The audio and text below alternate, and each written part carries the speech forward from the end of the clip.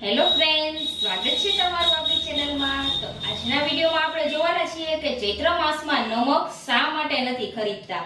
તો friends, video પૂરેપૂરો જોજો અને વિડીયો પસંદ આવે ને તો ચેનલને જરૂરથી સબસ્ક્રાઇબ કરજો। આપણા દાદી નાની પાસેથી આપણે શીખેલું કે મમ્મી પાસેથી પણ આપણે ક્યારેક સાંભળેલું કે આપણે ચૈત્ર માસની શરૂઆત થાય તે પહેલા નમક ખરીદી લઈએ છીએ, પણ શા માટે ચૈત્ર માસમાં નમક નથી ખરીદવામાં આવતું તેની માહિતી આપણે આ વિડીયોમાં જોવાના છીએ। તો વિડીયોના એન્ડ સુધી બનેલા રહેજો।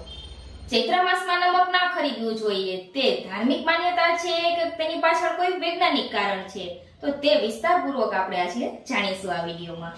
ચૈત્ર માસની અંદર ઘણા વ્રત પણ આવે છે, અલુણા વ્રત પણ આવે છે, તેમાં આપણે મીઠા વગરનું ભોજન નથી કરતા, પણ હાલમાં તો આપણે નમક વિના ન ચાલે, એટલા માટે જો આપણે વ્રત ન કરી શકીએ તો 1 દિવસ 2 દિવસ 3 દિવસ કે 5 દિવસ સુધી આપણે મીઠા વગરનું ભોજન ન કરીએ તો પણ આખા ચૈત્ર માસમાં મીઠું ન ખરીદવા પાછળ એક ધાર્મિક મહાત્મય પણ છે કે જ્યારે ભગવાન શિવ તપસ્યા કરવા માટે હિમાલય ઉપર જાય છે ત્યારે માતા પાર્વતીની એકલતા દૂર કરવા માટે શિવજીએ માતા પાર્વતીને એવું કહ્યું કે તમે તમારા શરીરના મેલમાંથી 2 પૂતળા તૈયાર કરો। ભગવાન શિવ જ્યારે હિમાલય ઉપર જાય છે તપસ્યા માટે ત્યારે માતા પાર્વતીની એકલતા દૂર કરવા માટે શિવજીએ માતા પાર્વતીને ભરોસો આપ્યો અને એવું કહ્યું કે તમે તમારા શરીરના મેલમાંથી 2 પૂતળા તૈયાર કરો અને મારું સ્મરણ રાખો, જેથી 2 બાળકો જન્મશે જે તમારી એકલતા દૂર કરશે।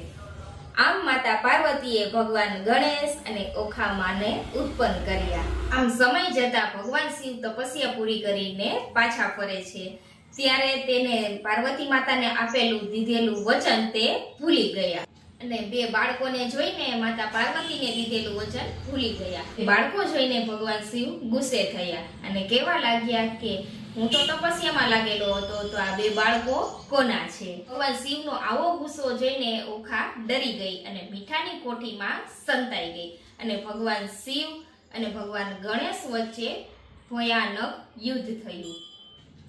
ભગવાન શિવે ગુસ્સામાં ગણેશજીનું મસ્તક કાપી નાખ્યું અને આ બાજુ માતા પાર્વતી સ્નાન કરીને બહાર આવે છે અને આ પરિસ્થિતિ જોઈને માત્રનું મસ્તક કપાયેલું જોઈને અને ઓખાબાઈને કોઠીમાં છુપાયેલા જોઈને ઓખાને માતાએ શ્રાપ આપ્યો। ઓખાને મીઠાની કોઠીમાં સંતાયેલી જોઈને માતા પાર્વતીએ તેને શ્રાપ આપ્યો કે તે તારા ભાઈની રક્ષા ન કરી અને મીઠાની કોઠીમાં સંતાઈ ગઈ, આથી હું તને શ્રાપ આપું છું કે તારું શરીર મીઠામાં ઓગળી જશે અને રાક્ષસ કુળમાં તારો જન્મ થશે।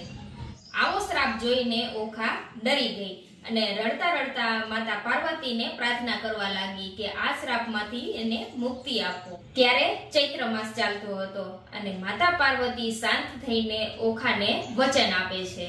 ઓખાને વચન આપ્યું માતાએ કે તારું શરીર તો મીઠામાં ઓગળી જશે અને રાક્ષસ કુળમાં જન્મ થશે, પણ ભલે રાક્ષસ કુળમાં જન્મ થાય પણ તારું લગ્ન તો દેવ કુળમાં જ થશે અને ચૈત્ર માસમાં જે લોકો મીઠા વગરનું ખાશે અને ઓખાહરણ સાંભળશે તેને તાવતરીઓ પણ નહીં આવે, એટલા માટે જ આપણે ચૈત્ર માસની અંદર મીઠું નથી ખરીદતા।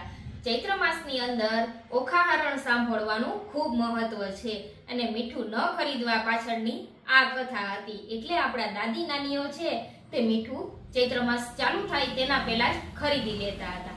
આ તો થયું ધાર્મિક મહાત્મય, આની પાછળ વૈજ્ઞાનિક કારણ પણ છે।